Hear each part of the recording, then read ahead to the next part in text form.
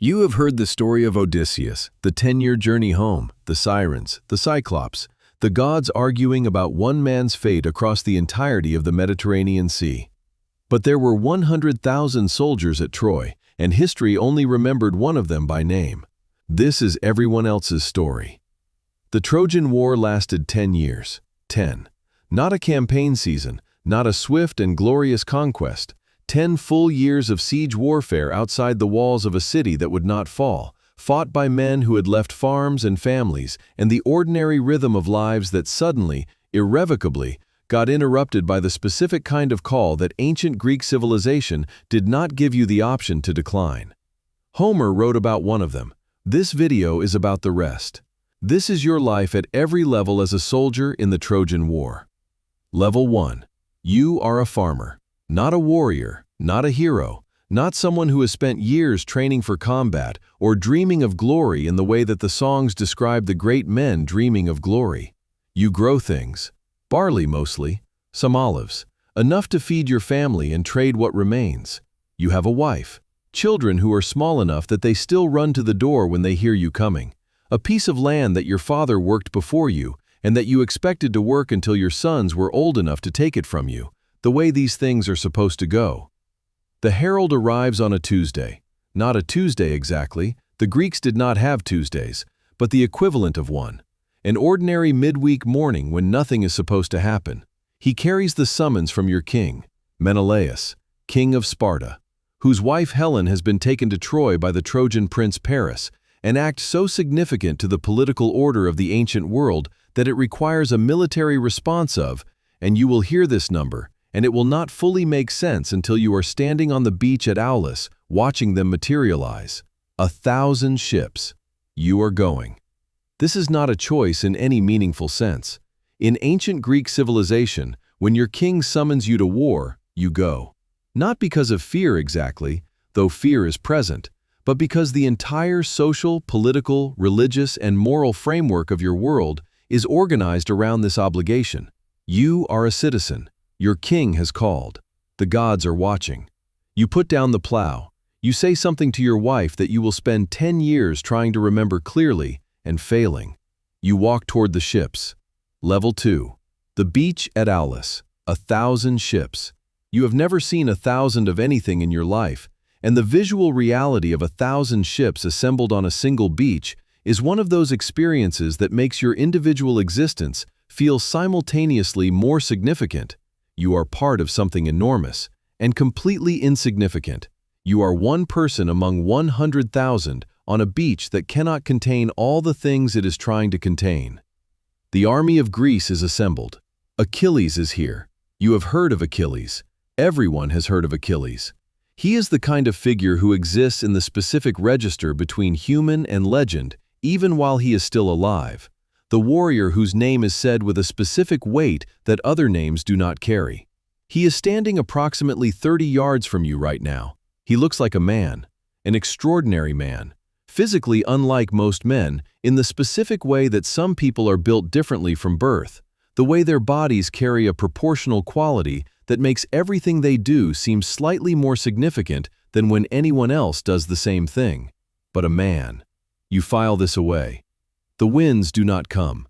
The fleet cannot sail because Artemis, goddess of the hunt, has stilled the winds for reasons that are explained to you through the priest Calchas, and which you accept the way everyone in the ancient world accepts divine intervention, not with disbelief, but with the specific weariness of people who live in a world where the gods have opinions and express them meteorologically.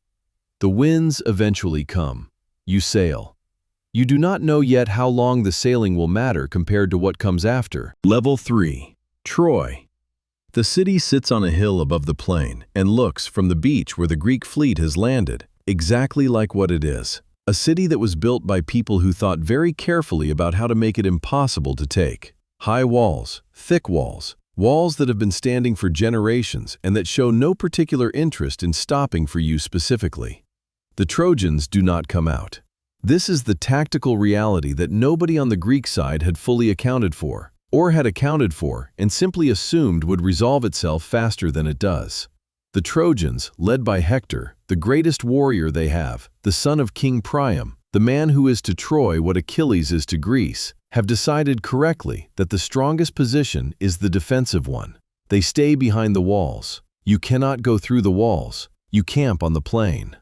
The first year is the year that still has momentum behind it. The raids on surrounding cities and territories. The battles in the field when the Trojans do come out. The specific sharp energy of men who came here for something and believe at this stage that the something will arrive within a reasonable time frame.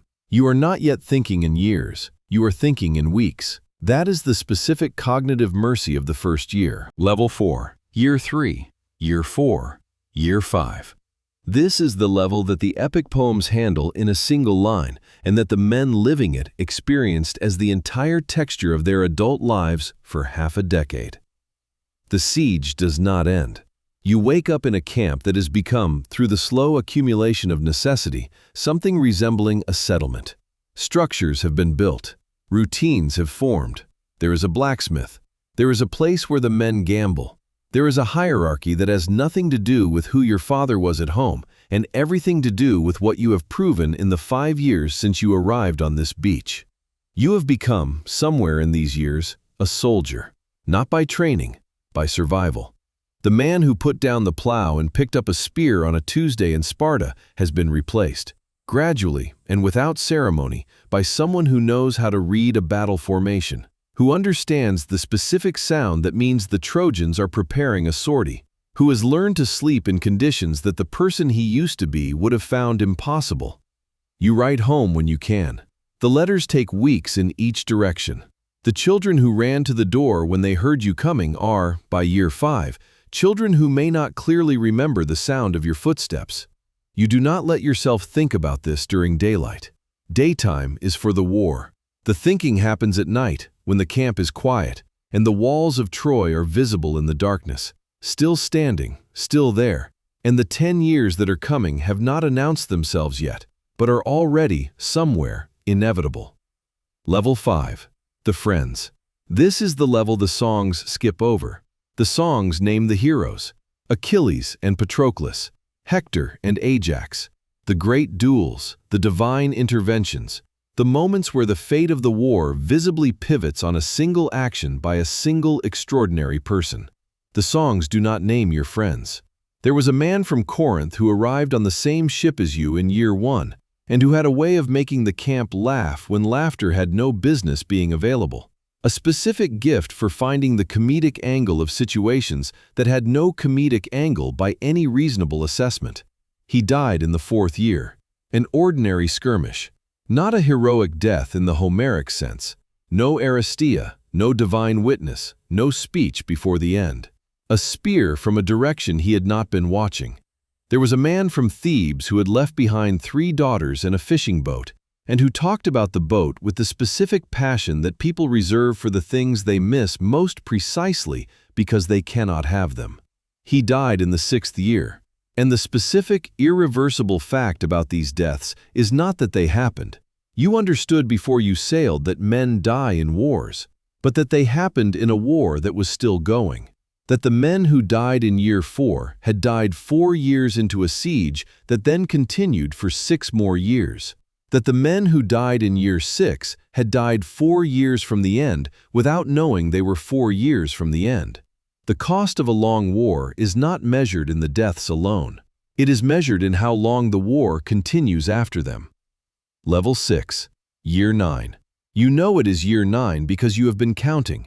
Every soldier has been counting, in their own way, with whatever system of notation their particular literacy permits, because counting is the only form of control available in a situation that is otherwise entirely outside your control. Year 9 produces a specific psychological phenomenon that anyone who has ever been in a long, unresolved, grinding situation will recognize. The inability to remember what normal felt like. Not the specific details. Those are accessible. The faces of your children, the smell of the farm, the weight of a plow versus the weight of a spear, the feeling of it. The specific embodied sense of what it was like to be a person who was not at war. That has become genuinely difficult to locate. You are not who you were in year 1. You are not who you were in year 5. You are someone who has been built by 9 years of this specific experience and who is not entirely sure what will be left of the person who started it if this ends. And then Achilles, who has been sulking in his tent for most of the year over a dispute with Agamemnon about a captive woman, a dispute that is, by any objective measure, insane to be having in the 9th year of a war, sends his companion Patroclus to fight in his armor. Patroclus dies. Achilles grieves. Achilles returns. Hector dies. The wall of Troy is still standing, but something has shifted. You can feel it even if you cannot name it. The war has entered a different phase. You do not know yet what the phase contains. Level 7. The horse is Odysseus's idea. Of course it is. Odysseus, the king of Ithaca, the clever one, the man whose particular genius is not the brute force that Achilles represented, but the lateral thought, the angle nobody else considered, the solution that works precisely because it is too strange to be taken seriously as a threat. He wants to build a giant wooden horse, hide soldiers inside it, leave it on the beach as a gift, sail away, wait for the Trojans to bring it inside the walls, come out at night. There is a moment when this plan is first explained to you, when your brain does several competing things simultaneously. Part of it notes that this is genuinely the most unconventional military strategy you have encountered in 9 years of warfare, and that this quality, its strangeness, might be exactly what makes it work. Part of it notes that you are being asked to crouch in a wooden horse in the dark, in the middle of a city that has been trying to kill you for 9 years, and wait, silently, for the city to fall asleep, at which point you will emerge and essentially try to end a decade of war in a single night. Part of it notes that you volunteered to be inside the horse. You did volunteer. You are not sure exactly what that says about who you have become in 9 years. The horse is built. It is enormous. Surprisingly well made for something constructed on a military timeline. The Greeks have a carpenter named Epeius, who turns out to have been one of the most talented craftsmen in the ancient world, hiding inside a military camp for 9 years, which is either a terrible use of resources or exactly the right use of resources, depending on how the horse works out. You climb inside, the door closes, the camp falls silent around you, and then nothing. For hours. You sit in the dark inside a wooden horse in silence, with the men around you doing the same, and the only sounds are the small, unavoidable sounds of human beings trying very hard to make no sounds at all, and the distant noise of the Trojan beach as they discover the horse and begin, exactly as Odysseus predicted, to argue about what to do with it. Some voices, muffled through the wood, want to destroy it. The priest Laocoon's voice carries even to you inside. He says, "I fear the Greeks even when they bring gifts." You hear this. You sit very still. The Trojans drag the horse inside the walls. Level 8. The night. Troy celebrates. You know this because you can hear it through the walls of the horse. The sounds of a city that believes the war is over, that the Greeks have sailed away and left this strange offering, and that 10 years of siege have finally ended in something other than destruction. They celebrate. Eventually, the city sleeps. The signal comes. You move. What happens in the hours after you come out of the horse is the part that the songs render in the language of glory and divine purpose. The sacking of Troy described in the elevated register of epic poetry. From inside it, at ground level, in the dark, in a city that is now on fire in multiple places simultaneously, the experience is something that elevated language has never fully captured, and probably cannot. Not because the words do not exist, because the experience itself is one that the people who lived through it spent the rest of their lives trying to find a way to describe that did justice to all of it. The violence, and the relief, and the grief, and the guilt, and the specific vertiginous sensation of something you have been building toward for 10 years finally arriving and being nothing like what 10 years of building toward it prepared you to feel. The city burns. You are standing inside the walls of Troy. It is over. It took 10 years, and you are standing in the middle of it, and what you feel is not what the songs will say you felt. Level 9. The morning after. You walk back through the ruins to the beach. The ships are there. The ships that have been sitting on the beach for 10 years are being loaded with everything the army is taking home.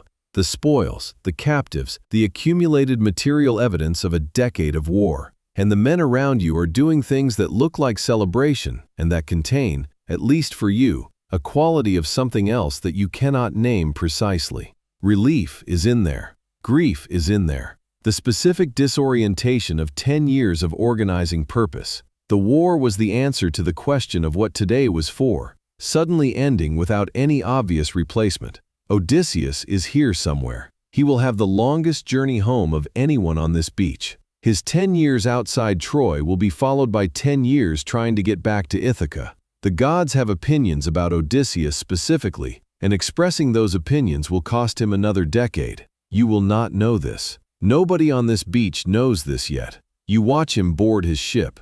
He looks, from the beach, like a man who has already moved on to the next problem. The kind of mind that is always 3 steps ahead of the moment it is currently in. You board your own ship. You look back at Troy. The walls are broken now. The smoke is still rising. You spent 10 years looking at those walls from the outside. You will spend the rest of your life seeing them from this angle instead. Level 10. The journey home is shorter than the war. Not short. The Mediterranean in the ancient world is not a thing you cross quickly, and the gods who were invested in the outcome of the Trojan War have not entirely lost interest in the fleets sailing away from it. But shorter than 10 years. You arrive. Your farm is there. The land is there, worked in your absence by your wife and the children who are not children anymore, and whoever else kept things from falling apart in the specific ways that 10 years of absence creates the conditions for things to fall apart. Your wife is there. The moment of seeing her is the moment you have been constructing in your imagination for 10 years, rebuilt every time it faded, maintained against the specific erosion of a decade of war, the touchstone you came back to when the 9th year felt like it would never end. The real moment is different from the imagined one. Not worse, different. The imagined moment contained only you and her and the reunion. The real moment contains everything that 10 years did to both of you. She has been running a farm and raising children and holding a life together without you for a decade. She is not the same person she was when you sailed. You are not the same person who sailed. 2 people who loved each other 10 years ago are standing in a doorway trying to recognize each other, and doing it slowly, and doing it imperfectly, and doing it anyway. The children come. The ones who ran to the door when they heard your footsteps are old enough now to stand still and study you the way you study them. You eat. You sleep in your own bed for the first time in 10 years. In the morning, you go to the field. You pick up a plow. The weight of it is different from the weight of a spear. You had forgotten that. You had forgotten, somewhere in 10 years, what it felt like to put your hands on something that grows rather than something that destroys, and the specific quality of that difference. The weight of a plow versus the weight of a spear is the most accurate measure available of how far you have traveled and what you have come back from. Odysseus will get the poem. You will get the field. And the field, this morning, is enough. 100,000 men sailed to Troy. The war lasted 10 years. History remembered the kings, the heroes, the half-divine warriors whose Aristeia lit up the plain of Troy in the language of the epic. It did not remember the farmers, the men who put down plows and picked up spears because a king called, and you did not say no to kings. The men who watched the walls from the outside for a decade. The men who crouched in the dark inside a wooden horse, wondering if the priest was right. The men who walked home to farms that had kept going without them, and to families that had changed in the same years that changed them. The movies tell one man's journey. This was everyone else's. Subscribe. Tell me, would you have sailed if your king called? Drop your answer below. I am reading all of them.